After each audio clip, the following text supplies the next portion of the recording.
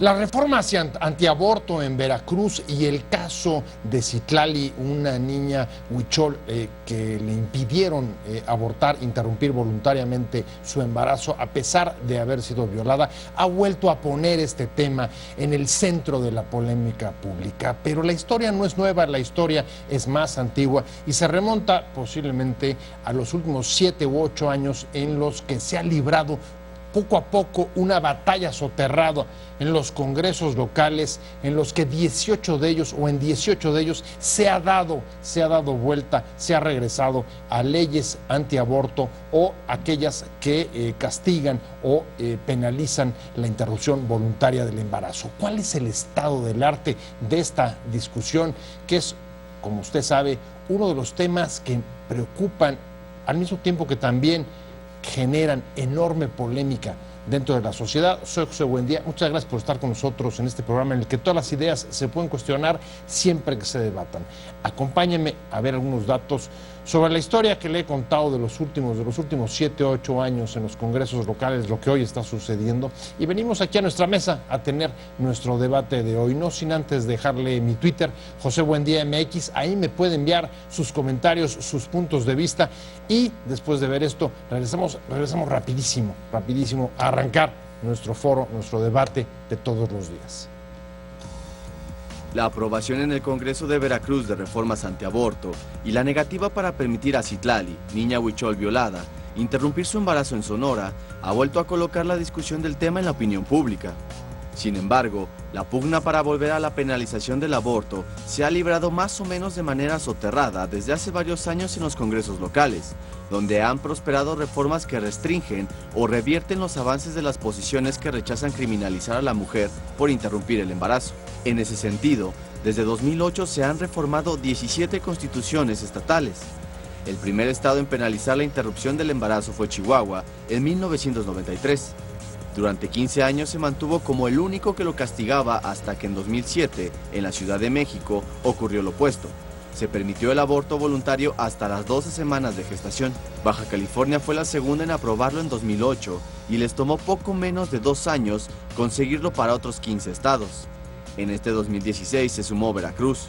Grupos civiles y activistas feministas sostienen que la Iglesia Católica y organizaciones afines han desplegado una campaña nacional en los últimos años para presionar a gobernadores y legisladores a aprobar iniciativas antiaborto y negociar apoyos políticos cuando pasan por crisis institucionales, económicas y escándalos de corrupción. Hablan de una cruzada antiaborto que deja a miles de mujeres expuestas a ser encarceladas incluso por alguna complicación que les impida terminar su embarazo. ¿Cuál es el estado de este debate? ¿El tema vuelve a ser objeto de cruzadas nacionales? Posiciones. 1. La activista feminista Elsa Conde Rodríguez advierte un modus operandi en todos los casos de las reformas que son propuestas panistas y que se hacen realidad en administraciones priistas. 2. 11 mandatarios locales del PRI, 7 del PAN y 1 del PRD han apoyado esa reforma. Alrededor de 500 legisladores la han avalado, 50% son del Revolucionario, 37 de Acción Nacional y el resto es de otros partidos, de acuerdo con un conteo del activista. 3. David Meléndez Navarro, secretario técnico del Comité Promotor por una Maternidad Segura, dijo que no nos queda muy claro que esos cambios se logran por una abogacía efectiva que hace una parte de la Iglesia con los funcionarios.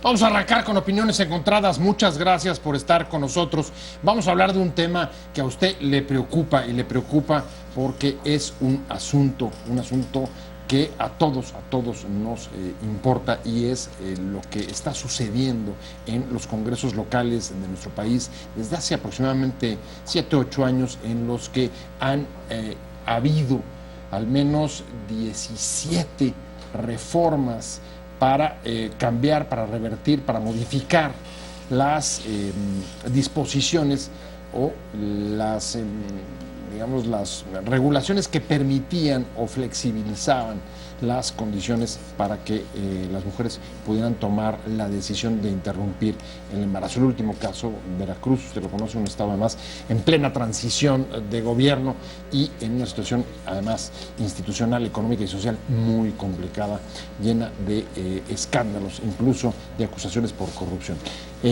Pero vamos a entrarle al tema que seguramente a usted le va a interesar y me da mucho gusto que esté con nosotros para poder abordarlo. Dafne Cuevas.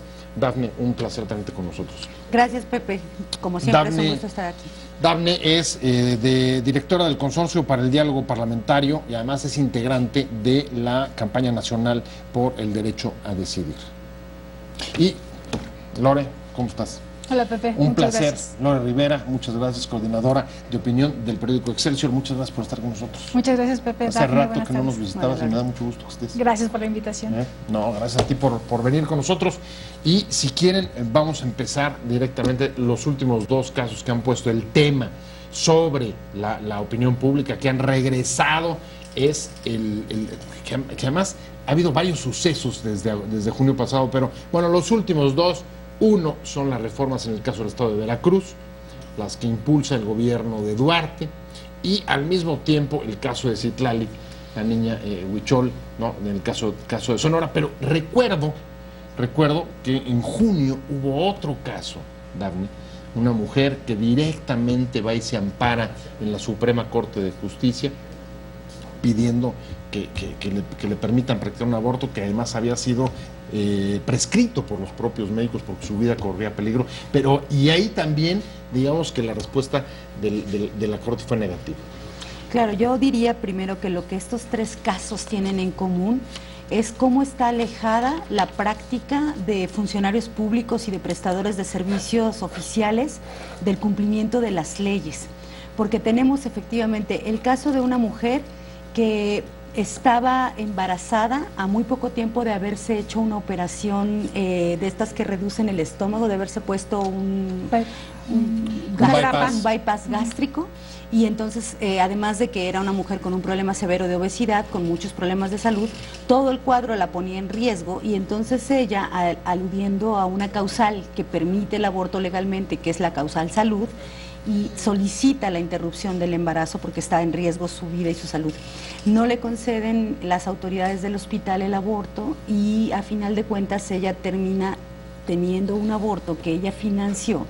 Y lo que ella lleva, junto con los abogados de Gire que estaban litigando el caso a la Corte, pues un amparo en el que señala que sus derechos fueron violados, que ella tenía derecho a ejercer la causa de salud, que ella tenía en riesgo la vida y que ella, para poder salvarse, tuvo que invertir una interrupción que tuvo que pagar cuando tendría que ser un servicio prestado por el Estado. Ese fue el asunto que discutía la Corte, paralelamente a que en el estado de Veracruz se discutía por cuarta vez la intención de reformar la constitución política del Estado. Esto es muy importante, Pepe, porque lo que tienen en común... ¿Todas las cuatro veces dentro del gobierno de Duarte o había habido...? Dos dentro del gobierno de Fidel Herrera, tienes toda la razón. Dos más ahora durante el gobierno de Duarte.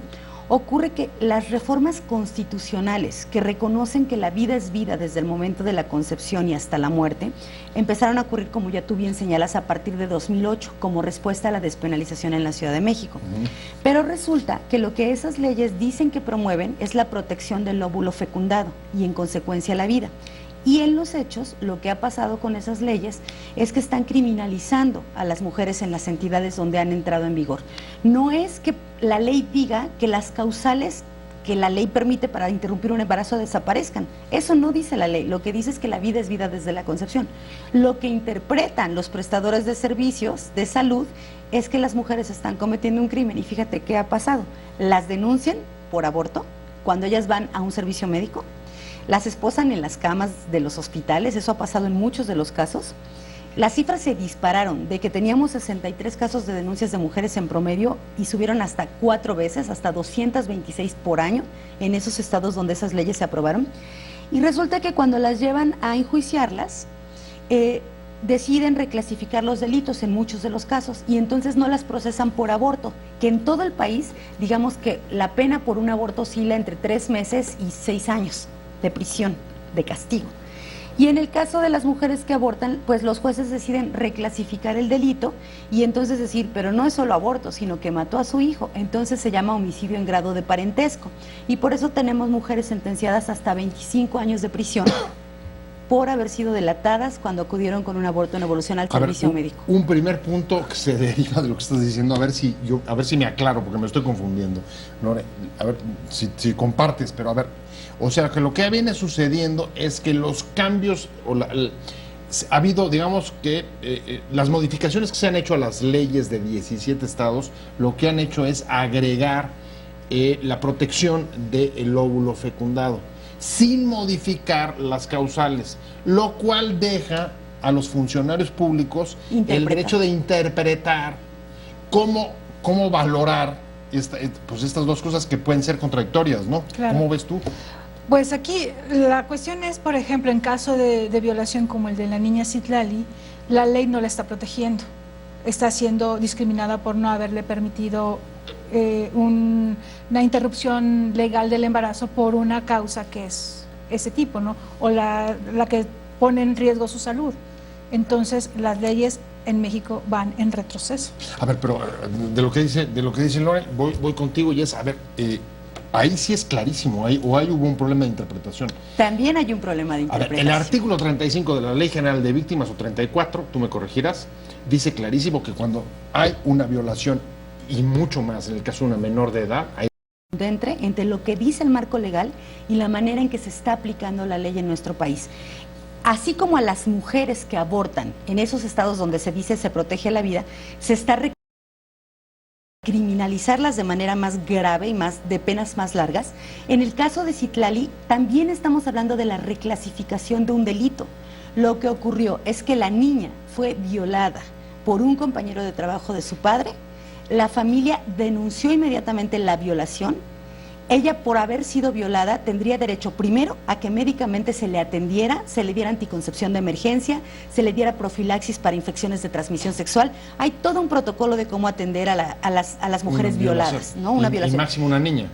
Y eso no ocurrió, solo la revisó un médico legista.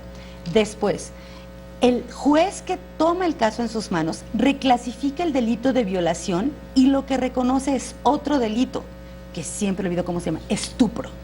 Y entonces en el estupro se da por hecho que la menor de edad consintió la relación en base a engaños y a seducción. Eso dice la figura legal. Pero en realidad esa reclasificación, lo que resulta es que la niña, cuando saben que está embarazada y solicitan la interrupción del embarazo, porque por violación en todo el país, porque no solo porque lo dice la ley de víctimas, como bien señalas, sino porque en todas las entidades del país es una de las causales de no punibilidad del aborto, es decir, por eso sí se puede acceder a una interrupción legal del embarazo. En este caso, como no clasificaron el delito como violación, sino lo reclasificaron como estupro, automáticamente las autoridades de salud deciden que no pueden hacer la interrupción del embarazo porque no se trata de una violación. Reclasificación. Reclasificación. ¿Cómo ves?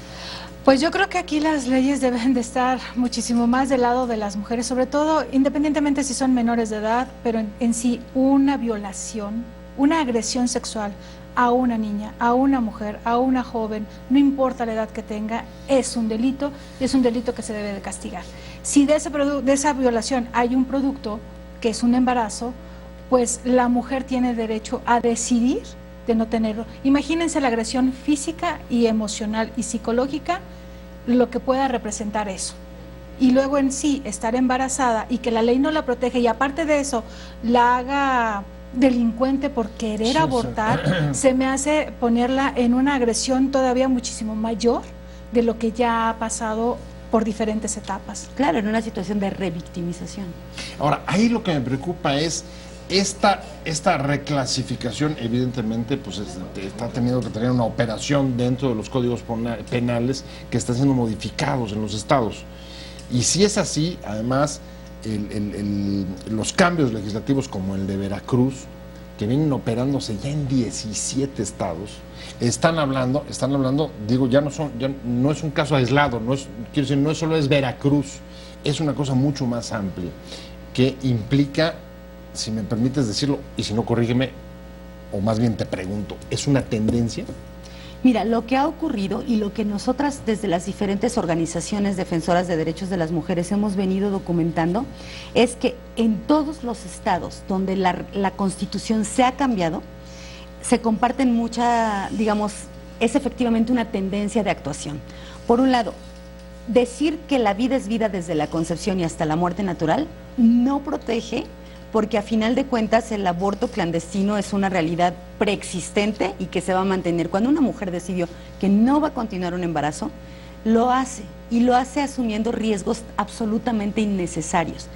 A final de cuentas, lo que ha pasado, yo te decía, es que en esos estados la gente cree que esa defensa o reconocimiento de la vida desde la concepción se debe traducir necesariamente en que cualquier aborto es un delito, cuando en cada uno de esos estados hay causales no punibles, como decíamos, en el caso de violación en todo el país. ¿Qué va a pasar con el caso de Veracruz, con las reformas antiaborto que ahí se produjeron? ¿Qué va a pasar con la campaña nacional? Bueno, lo primero que hay que decir es que se aprueba en segunda vuelta el cambio a la reforma constitucional en Veracruz, que reconoce la vida desde la concepción hasta la muerte, el artículo 4 Eso de la ya entidad. está. Se aprobó en segunda vuelta, pero en este momento lo que tiene que ocurrir, como ocurre en todos lados, es que los municipios tienen que ser la mitad más uno que ratifican la decisión del Congreso local para que entonces se pueda Una decretar. modificación de la Constitución local. Una modificación de la Constitución local, se hizo en el Congreso, la iniciativa la manda el gobernador y ahora los municipios tienen que ratificarla para que se pueda decretar y entonces pueda entrar en vigor. Aunque, como hemos visto, en los 17 estados, ¿no?, casi todas han sido iniciativas del PAN, pero luego aprobadas en gobiernos priistas. Y Veracruz está muy dividido, PAN-PRI, ¿no? Se sumaron. No están, en este tema no están divididos, votaron en bloque, lo hicieron de manera totalmente coludida. ¿Y los municipios cómo andan? Los municipios es lo que ahora estamos viendo cómo andan. Hasta ahora han aprobado 3, pero bueno, habrá que ver qué va a pasar con el resto y estamos haciendo desde la campaña nacional por el derecho a decidir una llamada a la Secretaría de Gobernación para que eche a actuar, entre y actúe políticamente para tratar de ver cómo en los municipios puede frenarse. Fíjate que la Secretaría de Gobernación tenía una intencionalidad de reconocer, pues si ya está demostrado que esas leyes no solo no sirven, sino que criminalizan a las mujeres y atentan contra el cumplimiento de la ley. En el caso concreto de Veracruz, que tienes encima tanto conflicto, digamos, a Duarte realmente las mujeres no le preocuparon nunca durante su sexenio, creció el feminicidio, todas esas cosas que sabemos, pero además tiene todos está perseguido por estar coludido con el crimen organizado, ahora hay un montón de señalamientos de corrupción, se está yendo y además pasa esta última ley. ¿Ves al secretario de Gobernación metiéndose en eso? Tratando de mover el asunto de los municipios. ¿Qué podría hacer? ¿Convencer? Sí. No sé si convencer, pero gestión política le tocaría. Al secretario de Gobernación le toca, y te voy a decir, México fue señalado por el Comité de Expertas de la CEDAW, que es un órgano de las Naciones Unidas que revisa que los países cumplan con erradicar la discriminación contra las mujeres, y fue señalado justamente porque con el tema de aborto se está generando una brecha de discriminación que hace que las mujeres más pobres tengan menos acceso a los servicios de salud y a las garantías de su salud y su vida. La CEDAW, el Comité de Expertas, le hizo a México una recomendación de que tenía que revisar estas leyes porque estas leyes atentan contra la integridad de las mujeres. O sea, las leyes de los 17 estados donde han sido reformadas. Exactamente, las leyes que criminalizan, pues lesionan y además afectan sobre todo a las mujeres más pobres o con menos posibilidades de acceder a servicios privados y demás. Esa recomendación la tiene el Gobierno de México y el Gobierno de México tiene que cumplir con esa recomendación y la política nacional es responsabilidad de la Secretaría de Gobernación. Gestión política versus municipio libre y soberanía de los estados, ¿cómo ves? Así es. Pues la verdad es que... ¿Cómo se arma ese rompecabezas, Lore? Pues yo creo que con mucha inteligencia y sobre todo con una labor de reunirse y hablar lo que finalmente el Estado debe de proporcionarle a las mujeres y a cualquier mexicano el derecho a la salud. Esa es una de las principales obligaciones del Estado. Y en este caso, no revictimizar a una mujer que está pasando por una situación de este tipo. La reforma de derechos humanos de 2011 es muy clara al señalar que por encima de las autonomías y del Estado y de las decisiones locales están los marcos legales que se ha asignado este país y que son marcos de derechos humanos que deben respetarse. Pero a ver, esa reforma casi la mayor parte de todas las reformas antiaborto en los congresos locales han sido después de la reforma de derechos humanos. Esta es la primera. Todas las reformas que cambiaron las constituciones fueron de 2007 a 2010. 2011. A 2010. Okay. Hasta 2010 habíamos frenado Estuvimos 6 años sin ninguna reforma, hasta ahora Veracruz, y en esto ocurrió que en 2011 se hace la reforma constitucional de derechos humanos que pone por encima de las leyes locales o de las decisiones personales, sin duda, los marcos jurídicos internacionales que protegen los derechos humanos de las personas. Ahí hay una diferencia y hay un gran argumento legal de por qué sí le toca a las entidades de gobierno de este país, concretamente a Gobernación y a los actores políticos que tienen que responder a la CEDAW y que tienen que proteger derechos humanos, actuar y tratar todavía de impedir que esa ley se concrete. Yo estoy seguro que ahí el secretario de Gobernación y su equipo te han estado escuchando esta tarde, a ver qué reacción hay. Muchas gracias, Dafne. Gracias por la invitación. Se nos fue el tiempo corriendo. Muchas gracias, Dafne Cuevas, del Consorcio para el Diálogo Parlamentario. Y además es quien está encabezando la campaña nacional. Muchísimas gracias, Pepe. Por el Gracias, derecho a decidir. Lore, muchas gracias. Gracias, Pepe. Lore Rivera, coordinadora de opinión de Excelsior. Muchas gracias a los dos. La verdad es que... Te invitamos a seguir cuestionando la información con los siguientes videos.